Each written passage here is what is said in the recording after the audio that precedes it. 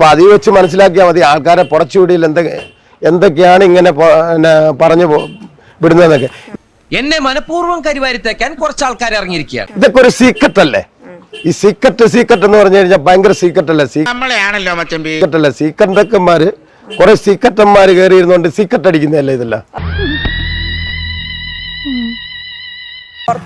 പുറത്ത് എല്ലാവരും കരുതിയിരിക്കുന്നത് ഇപ്പം താങ്കൾ വിളിച്ചിട്ട് ഈ പുറത്ത് കിടക്കുന്ന കാര്യങ്ങളെല്ലാം ജാസ്മിനെ അറിയിച്ചു. അത് ബെസ്റ്റ് ആണ്. പുതിയ സ്ട്രാറ്റജി ആയിട്ട് ജാസ്മിൻ വന്നിരിക്കുന്നത്. അങ്ങനെയൊക്കെയുള്ള അതൊക്കെ എങ്ങനെ പുടച്ചു വിടുന്നവർക്ക് പലതും പറയാം.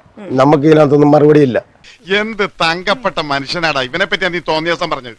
എന്റെ അറിവില്ലായ്മ കുറവുണ്ട് അങ്ങനെ പറഞ്ഞു പോയതാണ്. പിന്നെ ജാസ്മിന്റെ വാപ്പായും ഉമ്മായും ഒക്കെ അങ്ങ് ഏറിൽ കയറി ഇരിക്കാന്ന് പറഞ്ഞാൽ ബലൂൺ വീർപ്പിച്ചോണ്ട് പറഞ്ഞ ഏറി കയറാൻ. പിന്നെ എന്താ ഇവിടെ ബേക്കറിയില് ജ്യൂസ് കുടിക്കുന്നുണ്ടെന്ന് സീക്രട്ടായിട്ട് ഞാൻ ബേക്കറി വന്നിന്ന് മൂത്രം ഒഴിക്കുന്നുണ്ട്. ഇതിനാണ് അവനവൻ പാരാന്ന് പറയുന്നത്. ബാക്കി എന്താ സീക്രട്ടാന്നൊക്കെ പറയുന്നത്? ഇവനെയൊക്കെ പോയി പണി നോക്കാൻ പറ. പണിയെടുത്ത് തിന്നണമെന്നൊക്കെ ആഗ്രഹമുണ്ട് സാറേ, പക്ഷെ പറഞ്ഞു പറ്റിച്ച് തിന്നാലേ വായിന്നിറങ്ങുള്ളൂ. ശീലായിപ്പോയി, മാറ്റിക്കോളാം.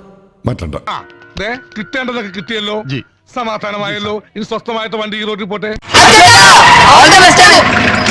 താങ്ക്സ് മോനെ ദിനേശ, താങ്ക്സ് അടിച്ചു പൊളിക്കടാ.